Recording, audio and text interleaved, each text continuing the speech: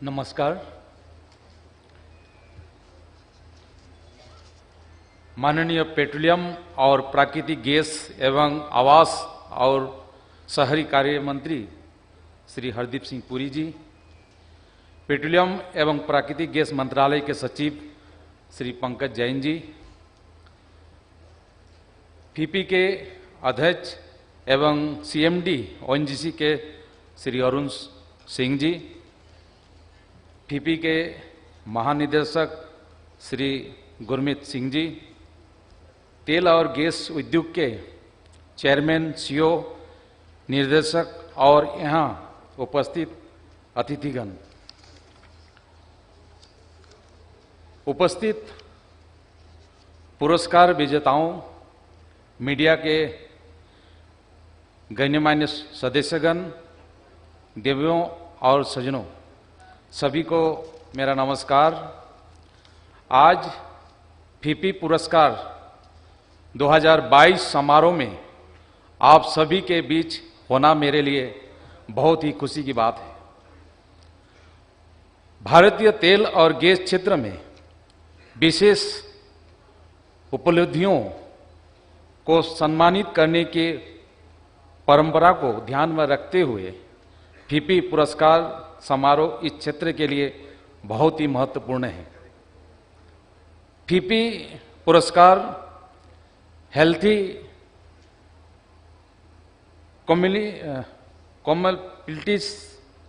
Competition की भावना को बढ़ाता है और कंपनियों और व्यक्तियों को सफलता हासिल करने के लिए प्रेरणा के स्वरूप में कार्य करता है।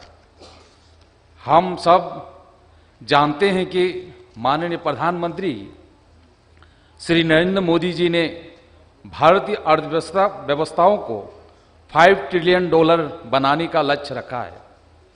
हमारा मंत्रालय इस विजन को साकार करने के लिए पूरी निष्ठा से कार्यरत है और आशा करता हूं कि आप सभी के सहयोग से हमारी सरकार आदरणीय प्रधानमंत्री मोदी जी के आत्मनिर्भर भारत के निर्माण के सपनों को साकार करने में सफल हो सकेगी। हमारे मंत्रालय ने प्रगति के हरित मार्ग पर चलते हुए देश के लिए ऊर्जा सुरक्षा सुनिश्चित करते हेतु हाइड्रोकार्बन नीति में कई सकारात्मक बदलाव किए हैं। हमने खोज और उत्पादन प्रणाली को मजबूत करने और एक अनुकूल कारोबारी माहौल बनाने के लिए कई नीतिगत सुधार किए हैं, जो निश्चित रूप से इस क्षेत्र को बढ़ावा देने के लिए निवेश उपलब्ध कराएंगे। रोजगार के नए अवसर पैदा कराना हमारी सरकार की प्राथमिकता है। देश को आत्मनिर्भर बनाने और महिलाओं एवं पुरुषों के लिए रोजगार के नए अवसर पैदा करने के लिए हमारी सरकार कई योजनाएं चला रही है। इन्हीं प्रयासों के फलस्वरूप भारत व्यापार करने के लिए एक पारदर्शिता स्थान के रूप में अपनी स्थिति को मजबूत कर रहा है। फिपी ने MIF ने अपनी नवीनतम रिपोर्ट भी जारी की है, जिसमें अनुमान लगाया गया है कि भारतीय अर्थव्यवस्था चालू वित्त वर्ष में लगभग 6% की दर से बढ़ेगी, जिसे ये दुनिया की सबसे तेजी से बढ़ती अर्थव्यवस्था बन जाएगी। इसके अलावा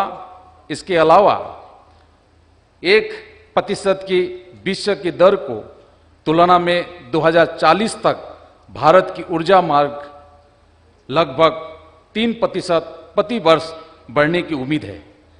इस प्रकार भारत की विकास क्षमता में बहुत संभावनाएं हैं, जो बदलने में ऊर्जा के क्षेत्र में कंपनियों के लिए महत्वपूर्ण अवसर प्रदान करती है।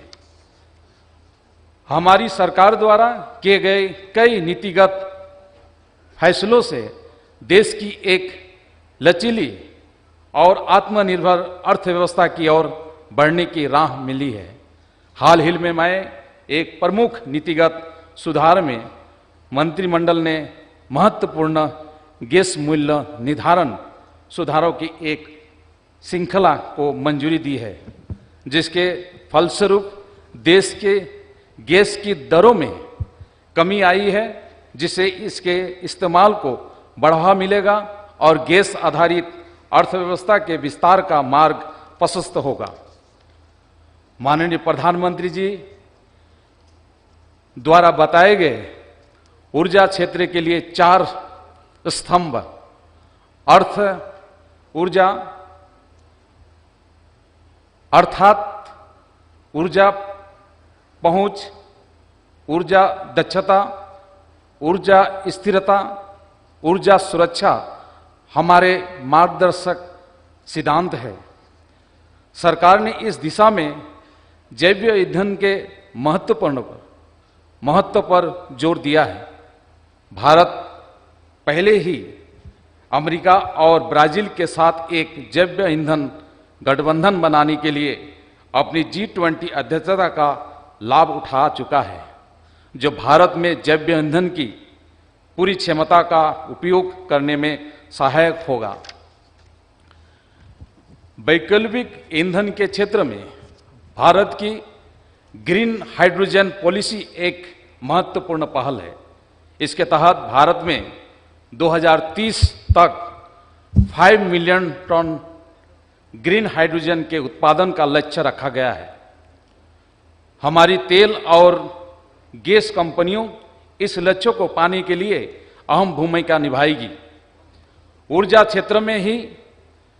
क्षेत्र में हो रहे विश्व भर के परिवर्तन में भारत एक प्रभावशाली भूमिका निभा रहा है।